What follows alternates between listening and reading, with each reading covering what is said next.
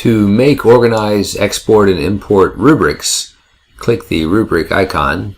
That's the one that looks like a tic-tac-toe board without one of the squares.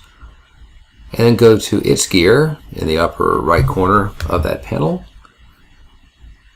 And you'll see the most current rubric there. To make a rubric, you would go to the menu icon in the upper left corner and click Create New Rubric. I'm going to show you the elements of a rubric by looking at a completed one here.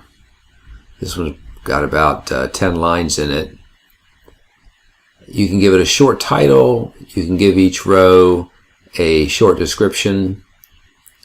These are usually from a handout that you've given the students perhaps beforehand, and you can make these from that handout by copying and pasting into each square. Unfortunately, there's no way to take an Excel file or a Word file and simply have it export well or at all to turn it in. So you'll have to just copy and paste cell by cell from a table in Microsoft Word, say, or Excel to the corresponding cells in the rubric here.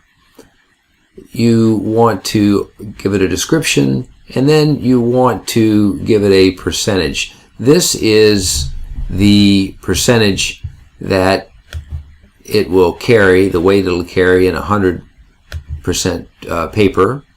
So you want to do the math ahead of time and make sure you're giving each row the weight that you would like to give it. In the columns, you'll have the particular grades and then the corresponding numbers. If the columns are too wide, you can scroll to the right. Here I've got a C, F, and a 0 column. Likewise, you can scroll down to see more rows and to add more rows.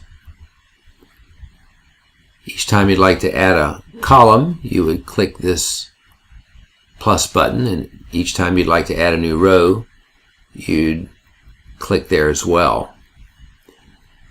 This particular scoring is standard. That is, you've got points on the associated with the columns and percentages associated with the rows, but you can also do qualitative and custom scoring as well. When you're done, before you close, if this rubric is for an assignment that you're currently on, you would click here to attach it to that assignment, and then and only then would you close. If you have a rubric that you like, but you've made a few changes on it from past years, you have the opportunity to, instead of create a new rubric, to duplicate the rubric. It'll show up in alphabetical order with some wording after it, and then you can change that wording up here and then click outside once you're done with it. When you're totally through with your rubric, click Close,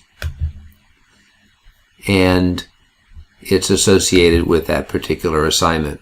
If you'd like to export a rubric, it's much like exporting a quick mark set. You click the menu in the upper left corner of the interface and click Download. If you'd like to import one from another teacher, again, perhaps you and your CLT have produced rubrics that you're all sharing, then you would, instead of clicking Download, you would click Upload Rubric Grading Form and search for it on your drive.